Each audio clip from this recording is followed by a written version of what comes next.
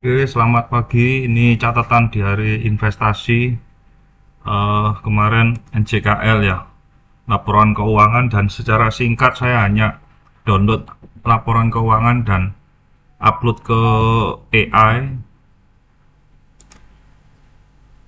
lalu itu keluar secara singkat. Tapi kan AI apakah betul apa enggak? Mari kita cek secara manual laporan keuangannya.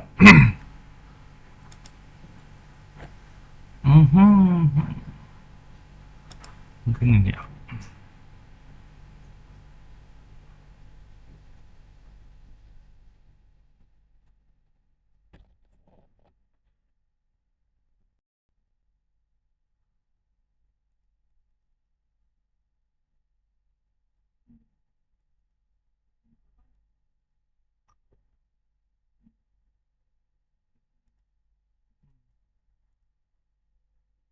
Hmm. Asetnya, kasnya turun, tapi total persediaannya dia yang naik. Jadi dia beli persediaan yang banyak. Oke, kita cek persediaannya ini apa ini. Ini kan naik banyak ya persediaannya.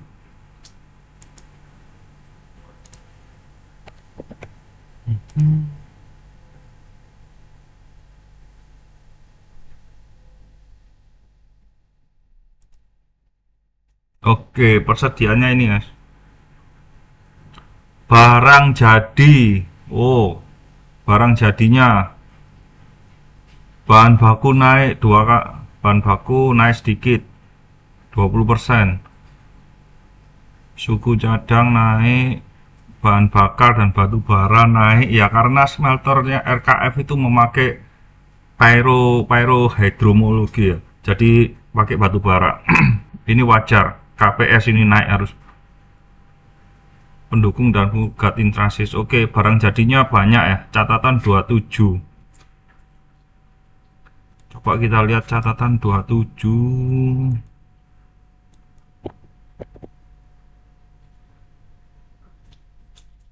dalam beban pokok penjualan.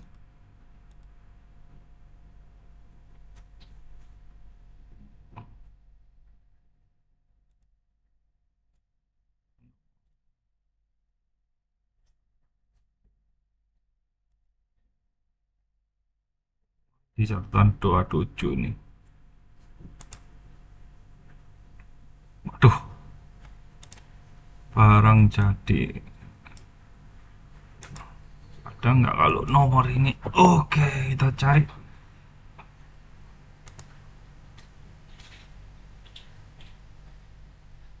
Oke, 27 ini.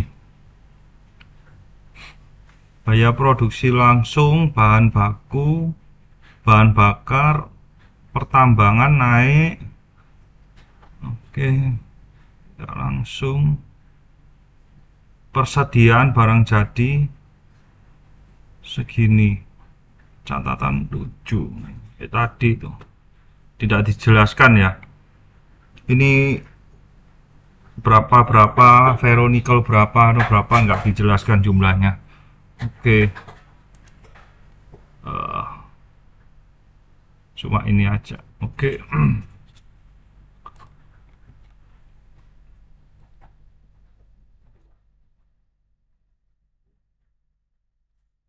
Piutang pihak berelasi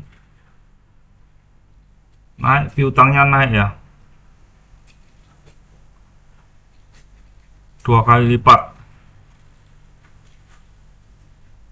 Rupiah dolar. Jatuh tempo oke, berarti lancar. Lebih dari 90 hari nggak ada tagihan, lancar semua. Ini bagus.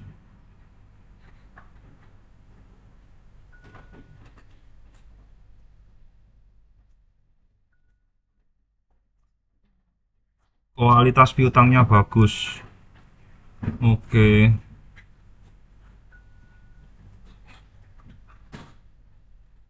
Jadi kasnya lari ke persediaan. Persediaannya ada barang jadi yang naik 2 kali lipat. Asetnya naik ya. Lebih dari 10% ini asetnya. 70, 61 ke 70.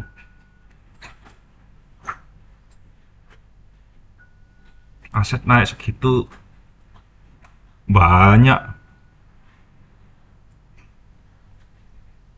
Liabilitasnya naik. Utang banknya nggak seberapa, dari 1,8 ke 22. Dividen oke, ya memang harus dibayarkan tanggal ini. Catatan. Oke.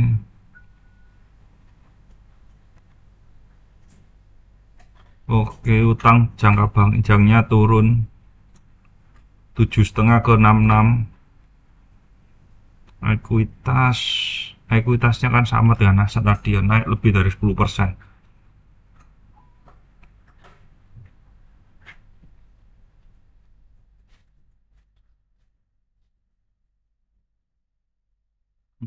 Laba brutonya memang turun, pendapatan dari kontrak dengan pelanggan. Beban pokok penjualannya yang naik, kita cek ini naik, naik, beban pokoknya naik.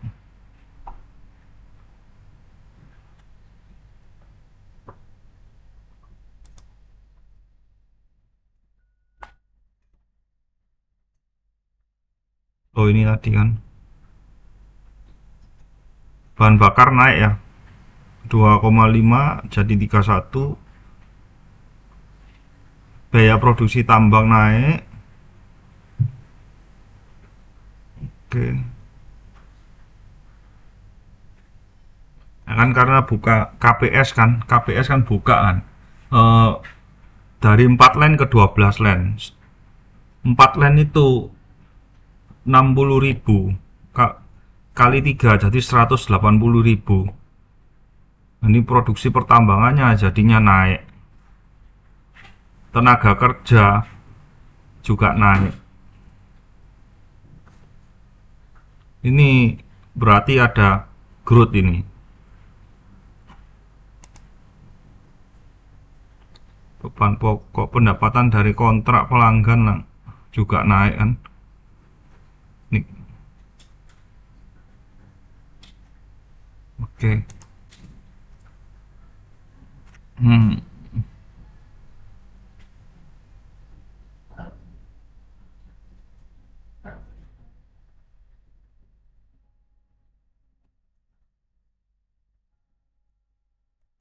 Kita lihat pendapatannya ini dari mana.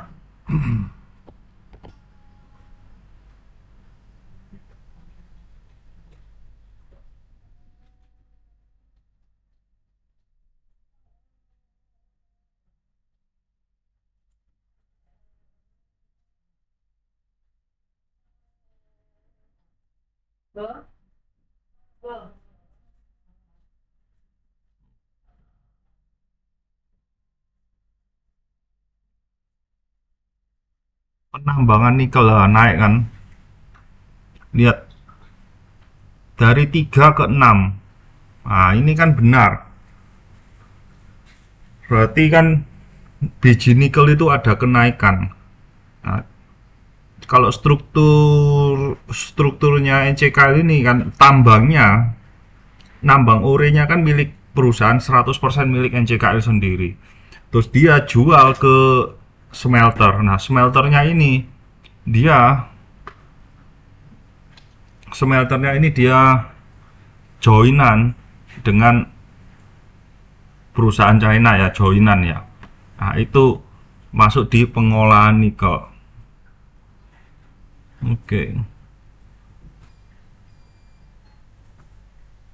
Dia jual ke Glencore, Legend, Mineral Knot, ke Swedia, Ningbo.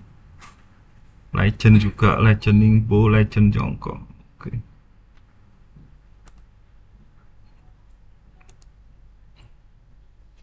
Penjualannya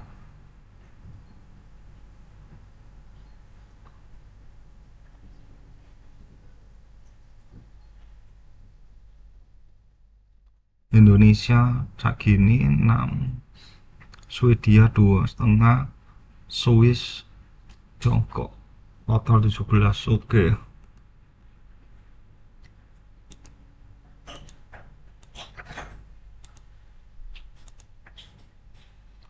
Oke, sekarang laba atas asosiasi kita cek ini.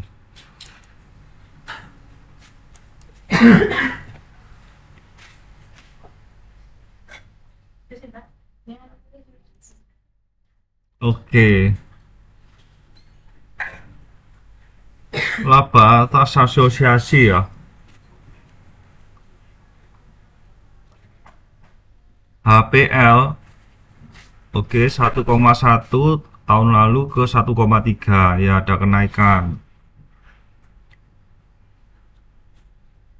Obi nikel cobalt naik 2 kali lipat. Karena apa naik 2 kali lipat ya? Karena harganya naik, nikel sulfat naik, lalu kobalt naik. Ini oke ya. Jadi terus lalu yang KPS. KPS tahun lalu kan 225. Naik ke sini 963. Ini naiknya lebih dari 200% ini. Nah, ini berarti KPS seharusnya dia dari 4. Yang kalau tahun lalu kan masih 4 len. Nah, ini kan 12 len. Apakah ini 12 len sudah full kapasitas, kita juga nggak tahu kan. Tidak, belum diungkapkan berapa.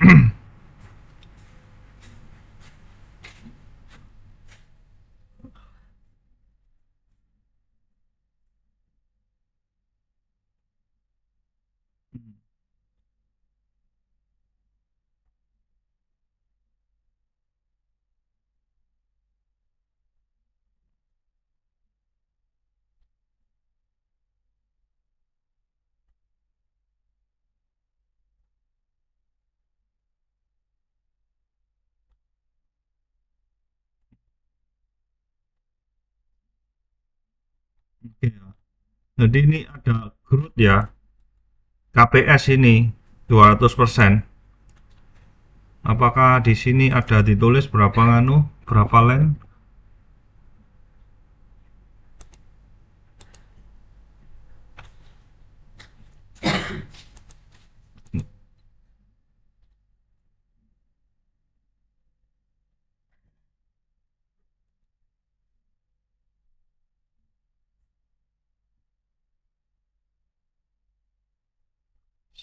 Ini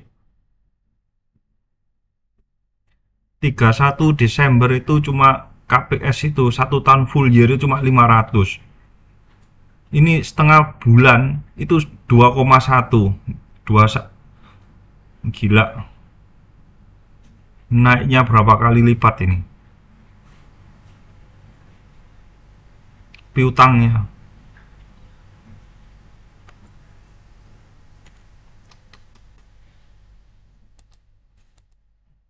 Gini katanya.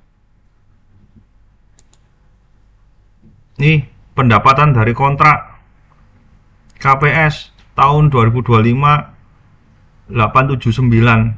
Sekarang 3,3. Ini naik berapa kali lipat ini? Pendapatan dari kontrak dengan pelanggan PT KPS. Obi nikel cobalt ONC naik kan 60% mungkin kira-kira ya. Halmar HPL ini kontraknya naik juga 60% kira-kira ya. Nah, pendapat kontrak naik segini kencengnya 60%. Ini ada seorang guru kelas saham berbayar yang harganya 1 juta per bulan loh, yaitu per bulan, jadi setahun itu 12 juta itu. Dengan enaknya statementnya bicara bahwa smelter NCKL terakhir membangun smelter itu di tahun 2024 dan sudah beroperasi di tahun 2025. Astaga. Aduh.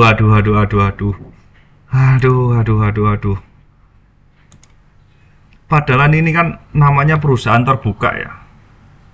Semua data itu manajemen itu wajib memberitahu dia mau bangun apa, mau ngapain, mau bangun, beli mesin, itu wajib harus disertakan. Oh, coba kita cek ini public expose yang terbaru ya.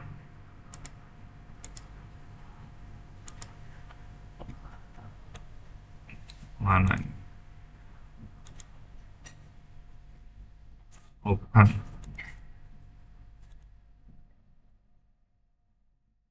Nah, ini materi.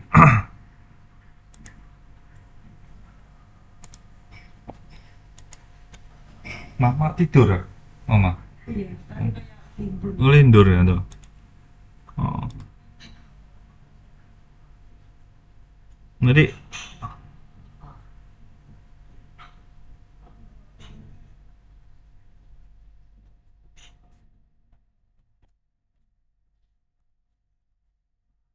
Wah, wah, wah, wah.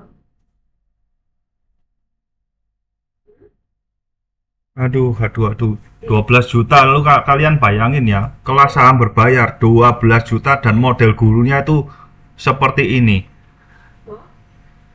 Aduh. Jadi ini buat pelajaran kita semua. Kalau kita ikut kelas berbayar, ya, kalau gurunya ngomong tanpa menyertakan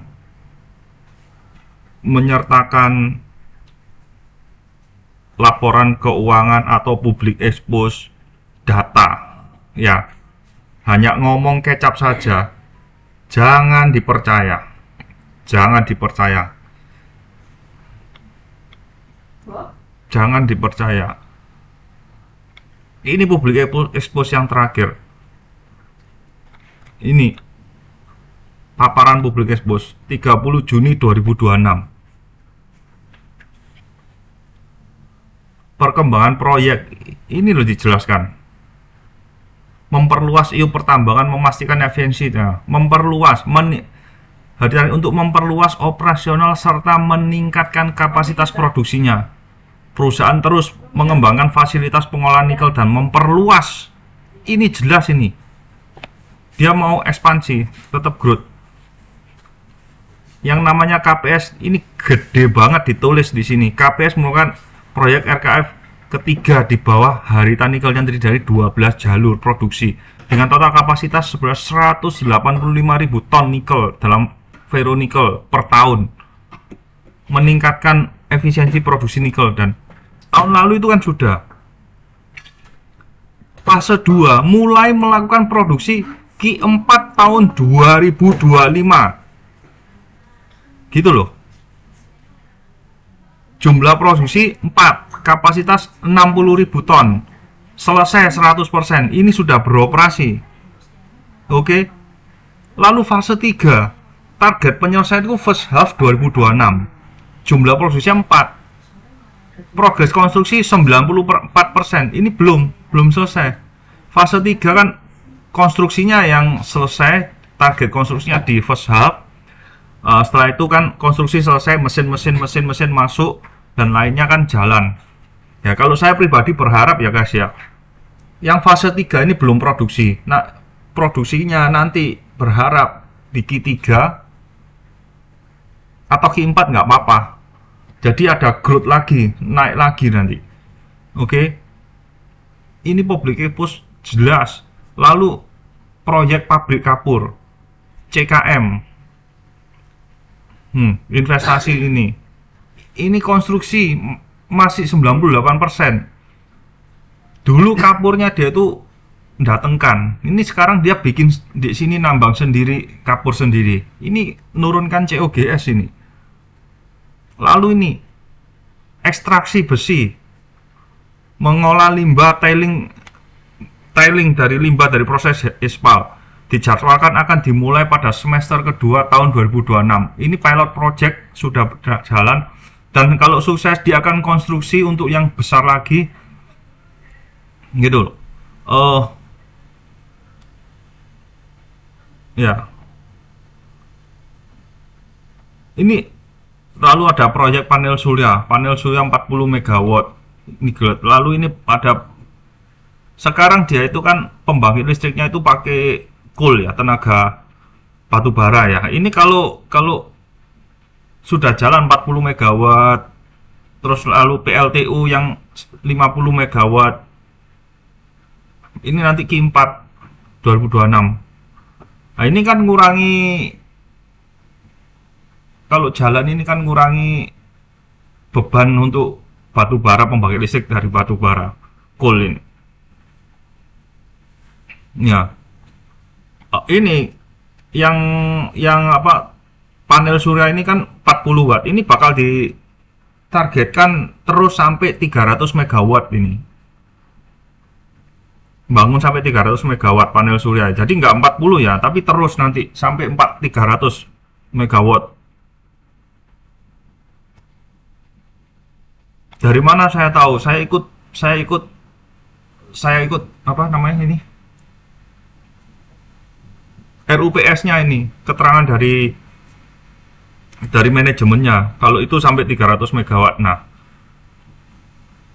ini adalah pelajaran yang sangat baik bahwa sekarang ini bermunculan kelas-kelas saham, ya kan, macam-macam,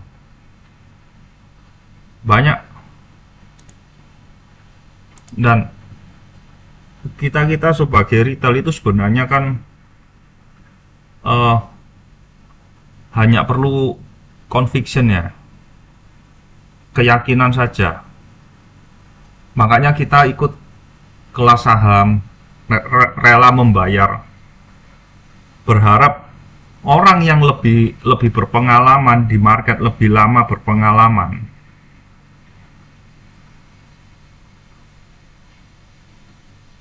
memberi nasihat atau masukan sehingga membuat conviction kita itu bertambah. Tapi sekarang ini kualitasnya itu, kelas-kelas saham itu, ya saya jujur, saya banyak loh di kelas saham itu, saya banyak, nggak semuanya bagus, tidak semuanya bagus. Jadi orang, sehingga dapat saya tarik kesimpulan, hanya masalah conviction saja gitu, keyakinan. Oh, guruku ngomong ini, aku merasa sudah membayar kelas saham ini, membayar 1 bulan 1 juta, 1 tahun 12 juta. Gurunya berbicara gini, saya harus beli atau saya harus hindari, apa, saya harus beli atau ngikutin omongannya, ya kan, karena merasa pingin pulih kan, pingin cuan loh, pingin kembali kan ongkos kelasnya itu. Nah, cuma ini pelajaran berharga bahwa tetap kita harus cek sendiri. Public expose ini ada, baca public expose, baca laporan keuangan. Kalau nggak ngerti, tinggal download, tinggal upload saja ke AI. Dia akan, zaman sekarang itu udah upload keluar semua. Seperti ini ya, kita upload ya, save ya.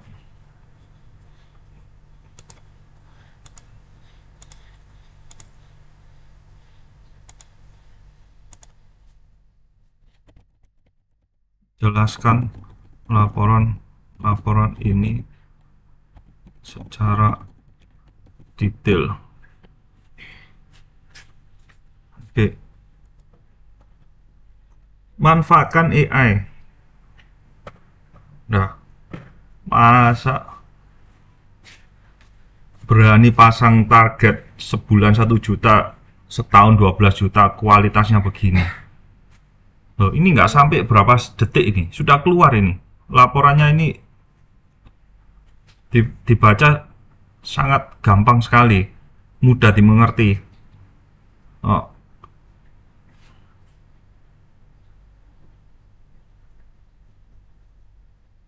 hmm.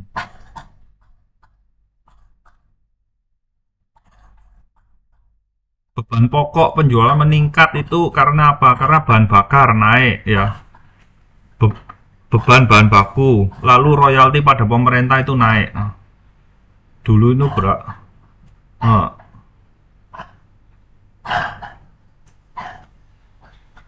ya.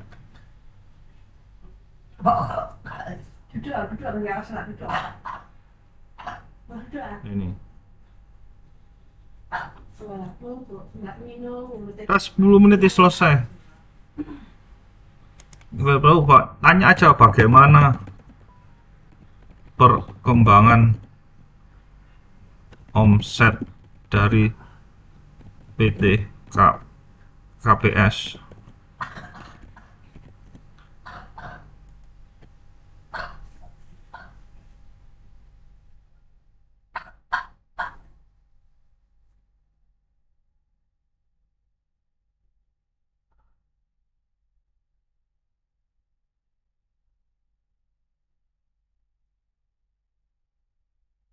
Jadi PT Karuna keluar dengan posisi kepemilikan efektif 35%, mengalami lonjakan omset yang sangat signifikan. Oh, ini omsetnya 5 jadi 17, naik 235%. Loh, profitnya naik 320%.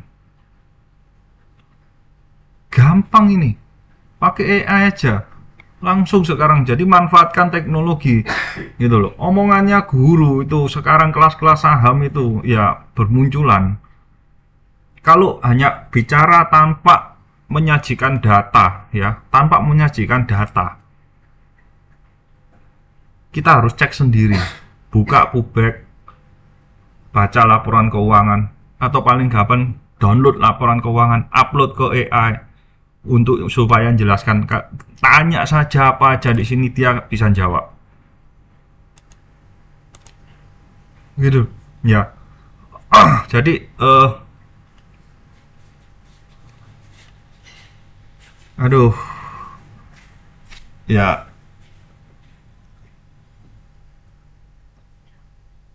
mesti hati-hati bahwa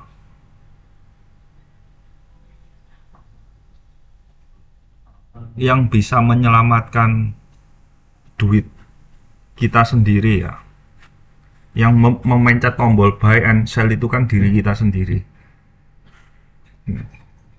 Kita harus baca Pubek, baca sendiri Pubek, baca sendiri. Itu sangat bermanfaat untuk meningkatkan conviction dan pengetahuan tentang perusahaan bisnisnya itu bagaimana. Ya. Seperti wejangan itu kan, price is what you pay, value is what you get. Price is what you pay and value is what you get. Nah, itu sangat-sangat mendalam itu. Ya. Oke ya. Uh, saya rasa untuk segi 4 NCKL sampai di sini. Ya semoga saja, berharap harga naik. Cuma kan masalahnya ini kan nggak tahu ya. Bisa diapresiasi apa enggak kan nggak tahu. Yang Pak tahu itu, kalau saya pribadi, peluang NCKL untuk turun lebih dalam atau naik itu menurut saya lebih tinggi, persentase NCKL itu bisa naik kembali ke 1.500, bahkan bisa lebih ke 2.000. Itu lebih mudah daripada dia dari harga ini turun minus, katakanlah terburuk minus sampai 50%. Nah, itu sulit. Kalau turun 50%, PI-nya itu jadi berapa, bro? Ini PI sudah di bawah 5. Oh. Kalau harganya minus 50%, PI-nya ini 2 sekian. Aduh.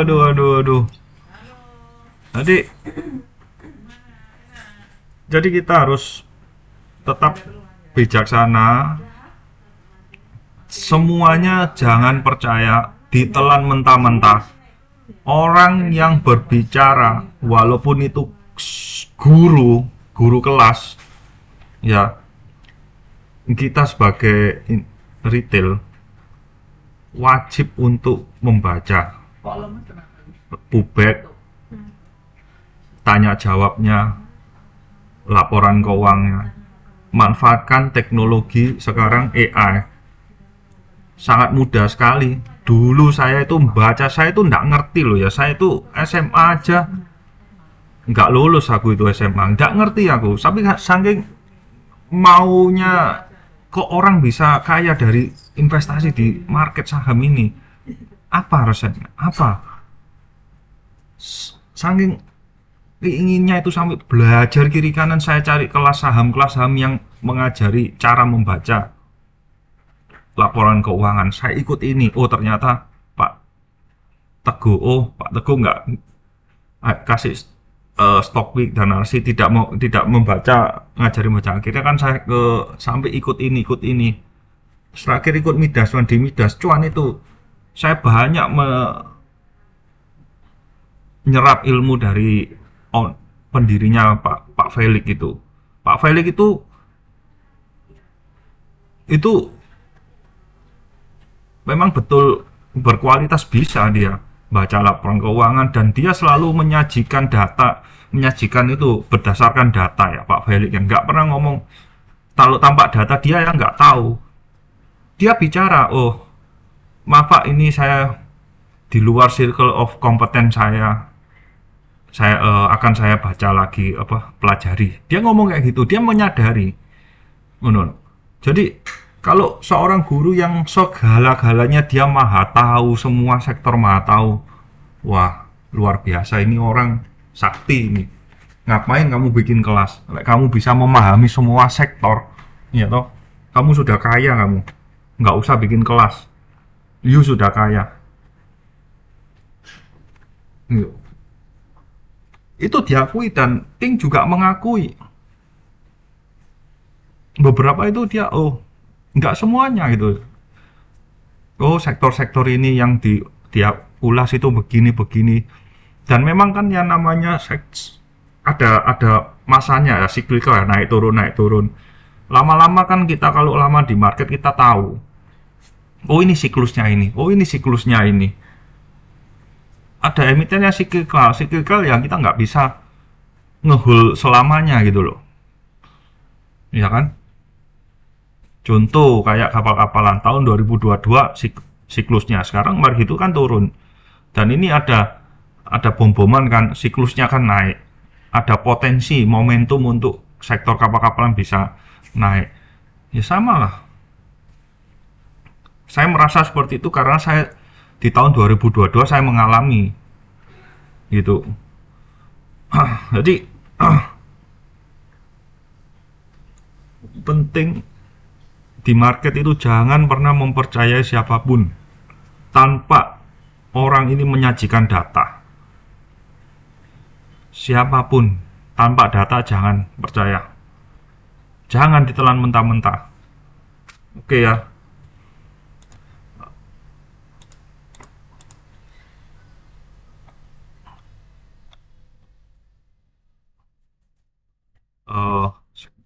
Sekian NCKL itu betul laporan keuangan sudah terbit kemarin AI, lalu sekarang baca secara manual dan itu betul AI-nya nggak salah. Dan ini juga pullback-nya ya ada growth masihan. Oke ya, sekian, sampai jumpa catatan investasi di hari di emiten NCKL.